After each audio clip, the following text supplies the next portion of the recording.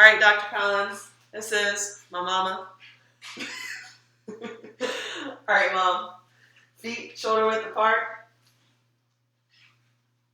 Feet shoulder width apart. That is shoulder width apart. All right, you're going to make sure you focus on your hip hinge first. So instead of bending at the knees, we're going to set our hips back and then go down into the squat. So show me what you got real quick. See what we're working with. All right, so you want to make sure you're keeping your torso upright as best you can, and then the depth of the squat, we want to get it parallel to your knees or below, but do the best you can. Why are you laughing? All right, so now that we know what we're going with, just to help you practice squats and focusing on getting that hip hinge back first and then bending at the knees, you're going to squat down, touch your butt to the seat, not sit all the way down, and then come back up. Make sure you're squeezing your glutes as you're coming back up. That's beautiful. One more time. So I think the only thing that you have to work on is being able to get the depth, but just go down as far as you can. I feel like I'm not balanced because I'm on my heels. When you're going back right here? Yeah. Do it one more time.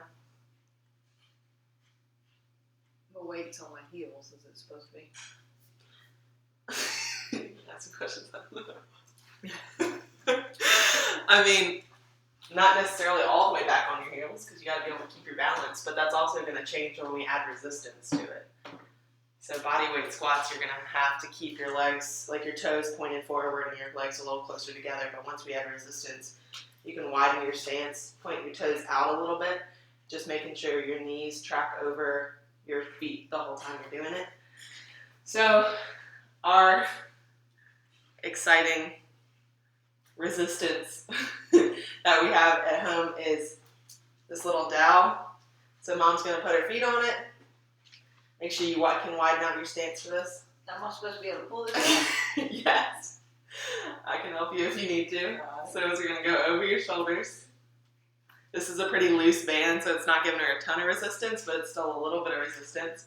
So here, with the resistance, we're going to focus again on having our hip hinge and then bending at the knee. Nice. One more for good measure. And your back staying nice and flat, which is good too. Look at that, Mom. All right, so that would be how we would simulate a bar with resistance. And then the other way to simulate resistance is to... Oh, we have some wine bottle. We got my wine bottle. So we could grab a carton of milk, and then what you're going to do with this one is a goblet squat. So you can hold it right here on the sides. Go back to your shoulder width stance. Your toes can be pointed forward or slightly out. And then that's how we're going to add resistance in a goblet squat motion. Beautiful. You can even hold it closer to your body because you want your balance to be down the middle the whole time. One more time. Nice. Is that it? I think so.